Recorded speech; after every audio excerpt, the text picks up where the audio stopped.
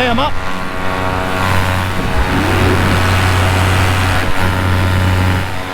Okay, so I'm up in the air again. Just try and get myself comfy, get the best view. About there. Okay, so here we go. I put out that I would do a talk on why I have no legs.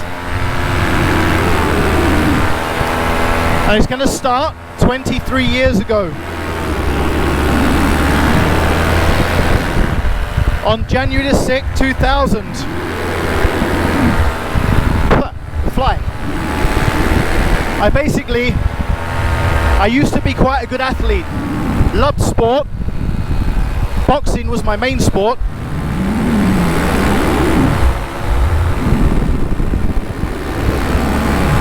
I was always fit and running everywhere. I was good at running. Sometimes I would run to work. But on January 6th, 2000, just after the millennium, I decided to go for a night run because I was having problems sleeping. Now, doing a night run is nothing untoward for me. I did it often. I was good, healthy, strong, reliable, everything I needed to be. I just moved into a brand new house with my former wife, Maria. Fantastic lady. Anyway, I went on this night run along a river in London called the River Lee. It was nice. I did roughly 7 miles. I was aiming for 10 miles. So, this river, icy cold, January the 6th, remember, 2000, millennium.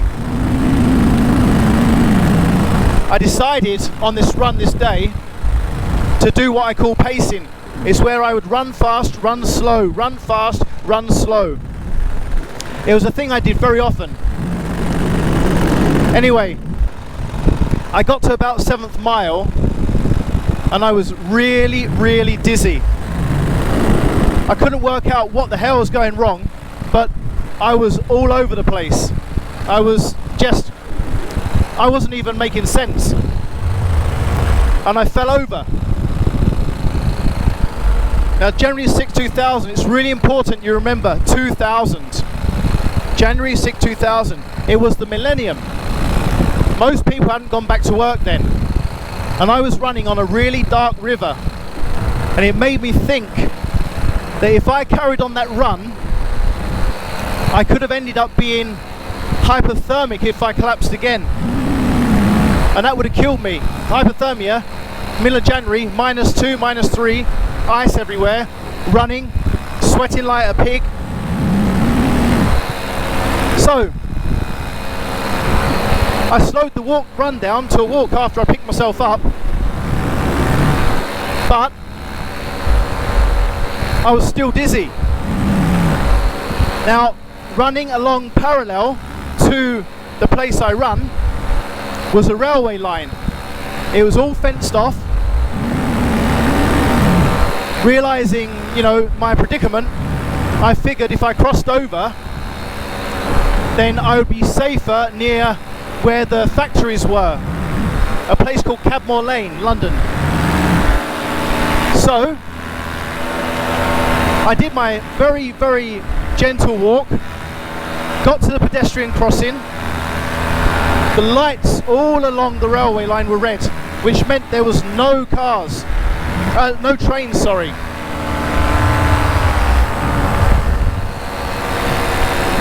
I decided that the safest option would be to cross over. However, after only 2 steps, I fainted. I'd been on the line for about 10 minutes when I started to wake up. But I was waking up to the sounds of a train coming. Realizing that I was in deep, deep stum, I made the choice to try and clear and get myself out of the way. The train had just left the railway line station and was only going about 5 miles an hour, not very fast. However, I did not have the strength to make myself cross. I couldn't get my legs clear of the line and the train ran me over. I then was proceeded to get rolled along the railway about 3 times. Lucky I was quite strong. I was able to keep my body stiff. And that way, as I was getting rolled, I didn't get rolled under the train anymore. I ended up being on the pedestrian crossing, the railway stones.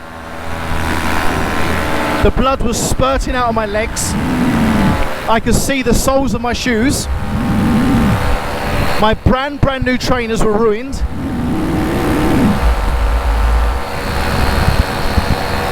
And I could see the bone fragments sticking out of my legs. They were sticking through my trousers, my running shorts, my running trousers. So, to make myself a bit more of a chance of surviving, I crawled back onto the crossing that I was originally on. My legs both got stuck under the ridge of that crossing.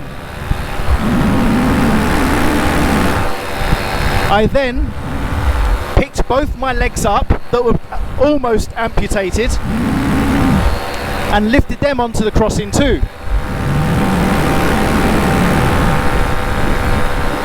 My hands were absolutely drenched in blood. There was steam from my legs in the cold. So I used my trainers, my sneakers, whatever you call them in America. I made tourniquets out of the laces,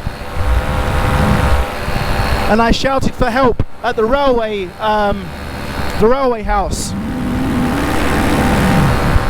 It took about 10 minutes for the people to realise there was no hoax. There was somebody there. Me.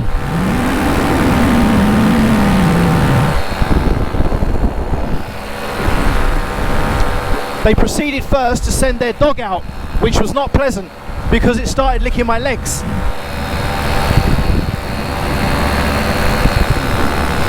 However, I got an ambulance to me. My heart stopped on the way to hospital, I believe 19 times. There was no blood to pump. They had air ambulance delivering blood to the hospital to keep me alive. It was crazy. But the thing is, I'm still here now. A train didn't beat me. I didn't die. And now I live my life like every day is the last day I'm ever going to be around. I love my life.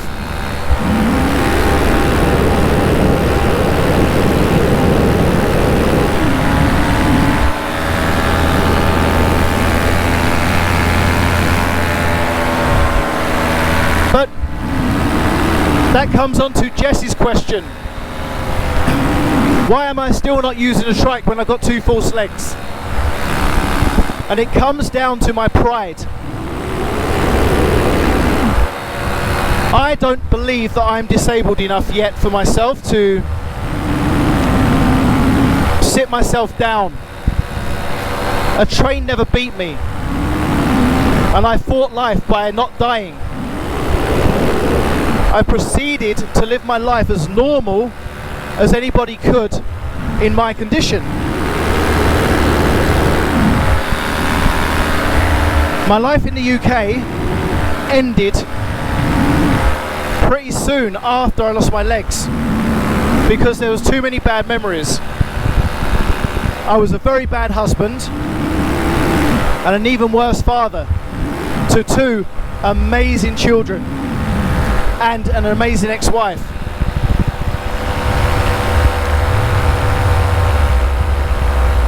when you lose your life the way that you're used to, it can send you into a real spiral of depression. And for me, it kind of did. But I was strong enough to get through it as well. And I fear that if I was to use a trike, that it would make me less of a man of what I am today. Because it put me back to stage one of my life when I lost my legs, where all I did was sit down.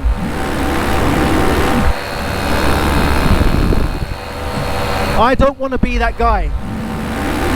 I want to inspire people, let them believe that anything is possible if you put your mind to it.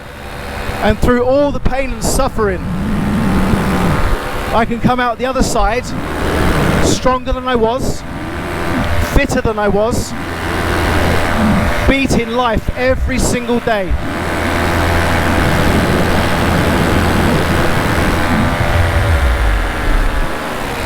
I'm going to do some low flying. Got a bit turbulent, second bit.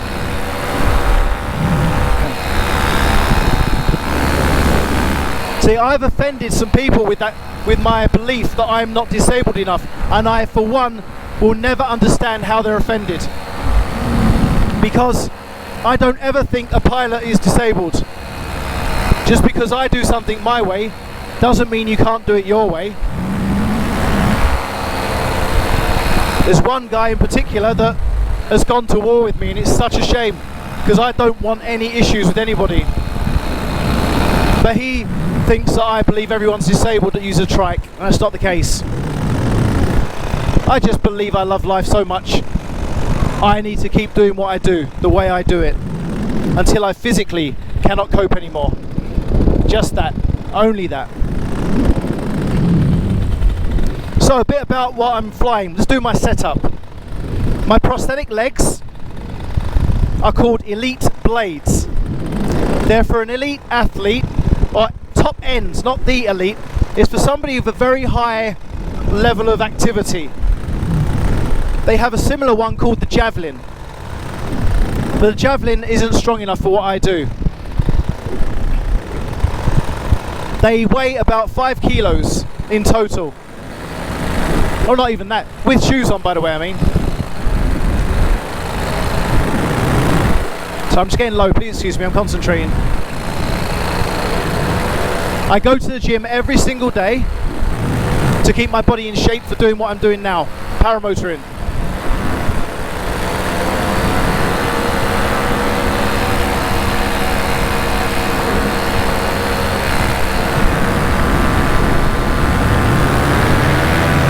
Bear with me, I'm just turning. There's a lake in the distance, I don't want to go over it. So, yeah, that's about my legs. I also fly the Flow Cosmos. They just brought a new one out called the Flow Cosmos 2 that I'm hoping to purchase soon. And the Minari F1 direct drive. It's a great engine. It's my go-to engine. I love the engine. It's very light. My engine with the frame and the fuel is about 25 kilos. Obviously it doesn't have a clutch. It's a very powerful engine, 180cc, and I hardly ever squeeze the throttle to get a good range of speed. The wing that I fly is very fast, even for the size I fly. Just look at my fuel.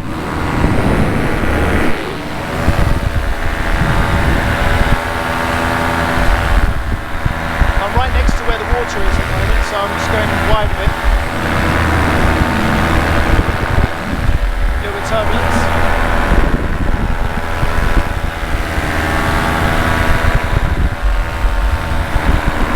I'll go low again in a second. Right now I'm on the wrong side of there's a little river.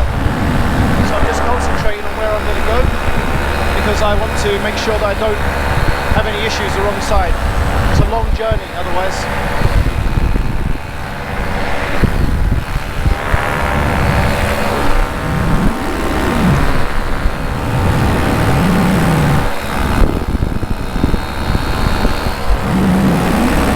One thing that is really important with paramotor is people are on your side.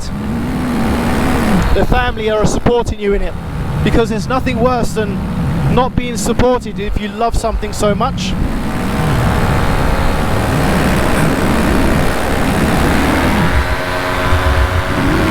I'm just climbing. Let the torque do its job. Let's just go and look where the wind's going.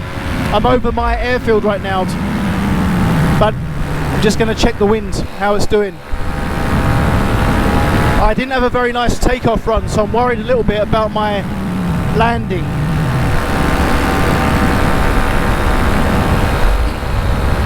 There's a few more pilots here now.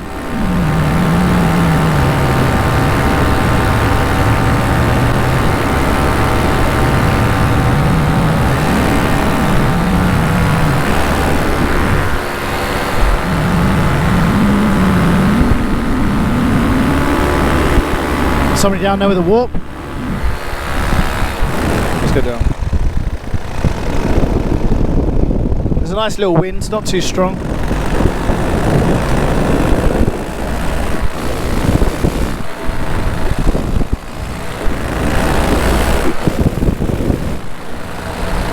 There won't be long I'll be going in. I've done about 20-minute flights so far. I just didn't know what to really talk about, so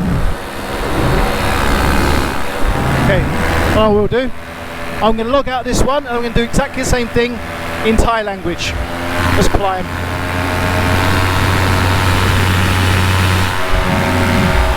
Bear with me.